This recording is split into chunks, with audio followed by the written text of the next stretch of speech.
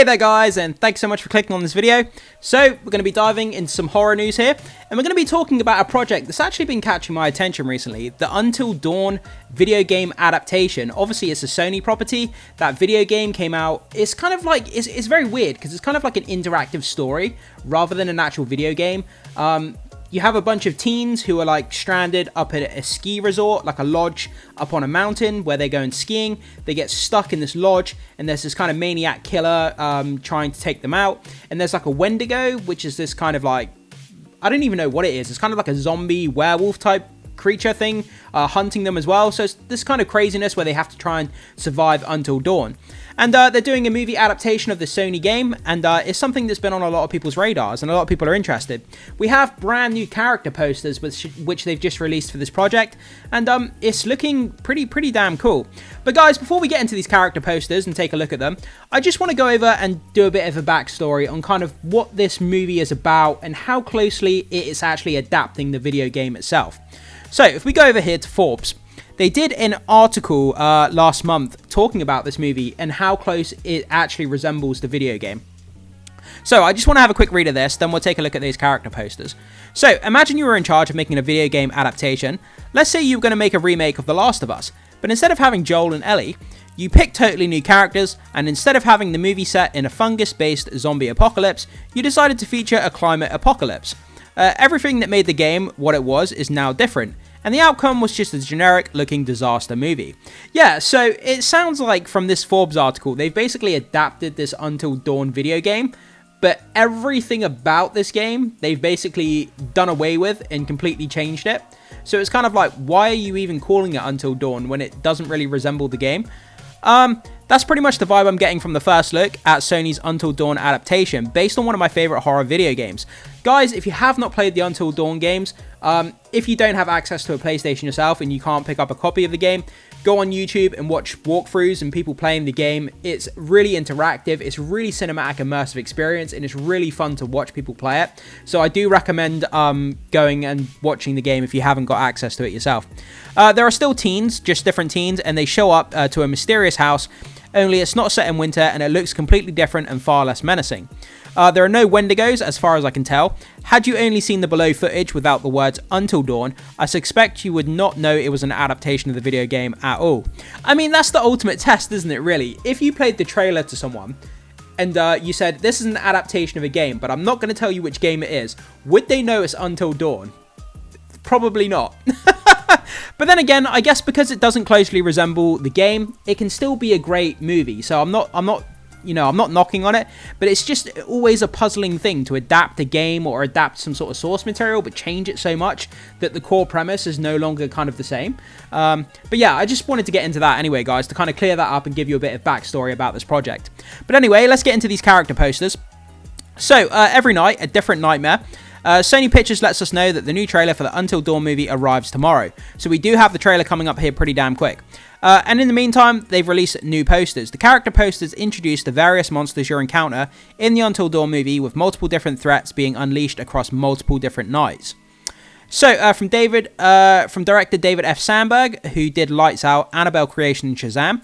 I enjoyed Lights Out, I enjoyed Annabelle Creation, it was okay, not the best, but Shazam was great as well, so I'm excited to see what David F. Sandberg can do with this, Sandberg, I should say. And writer Gary Dauberman from It and The Nun. Until Dawn comes to theatres April 25th, 2025, so it's literally right around the corner. It'll be with us in no time at all. 1 year after her sister Melanie mysteriously disappeared, Clover and her friends head into a remote valley where she vanished in search of answers.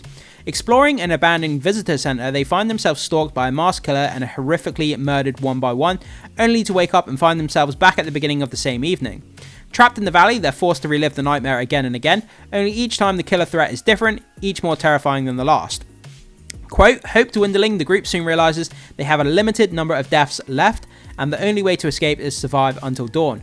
So basically, they arrive at this visitor center. They're getting killed one by one by these kind of masked killers, and they basically reset to the back of the evening. If they die, they basically respawn like you would in a video game.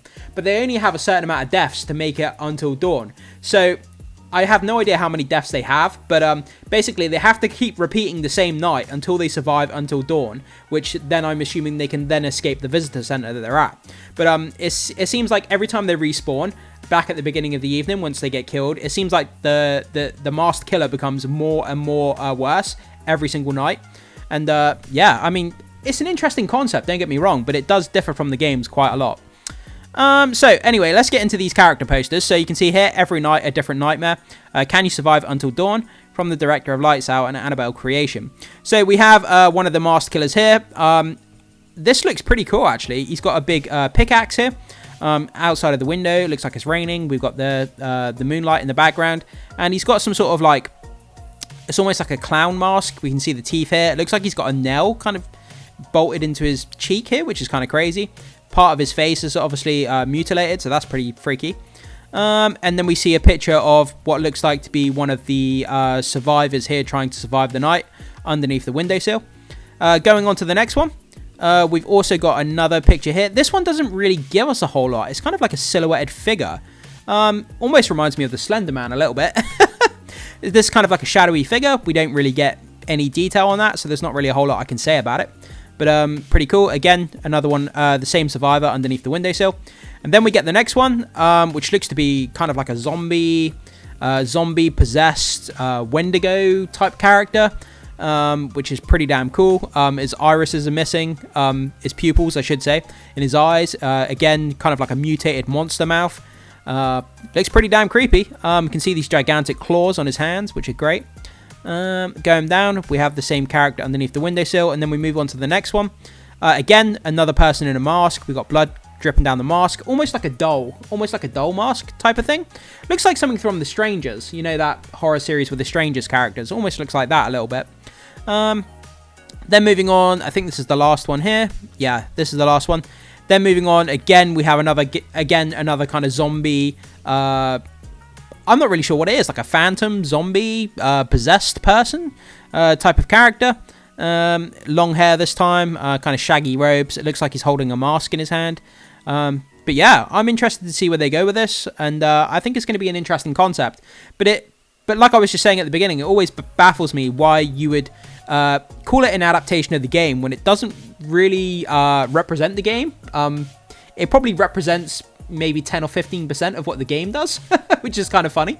But I'm definitely interested in it. The concept of kind of trying to make it through the night, but every time you get killed, you respawn back to the beginning, and you have to try all over again to make it back to the next morning. But every time you respawn, the killer becomes worse and worse and worse. That's an interesting concept, and I think that, you know, there could be some fun to be had with that. So I'm definitely going to be checking this out when it comes out. But guys, you know, you see this information about the movie, you see the character posters, and you see that it's not really based on the game all that much. They're kind of just using the name as IP recognition. So what do you think of this news, guys? Do you think these posters look cool? Are you interested in this project? And what do you think about them kind of just stealing the IP name and not really adapting the story? Would you prefer a more realized adaptation where it's actually sticking closer to the game? Or like me, are you kind of still interested in this concept as described in this article? Whatever your thoughts are, guys, jump into the comment section and let me know. As always, thanks so much for being here. Make sure you hit the like button before you leave. Consider becoming a subscriber of the channel if you haven't done so already. It goes a long way to supporting my content, so I would really, really appreciate that. And as always, I will see you in the next video.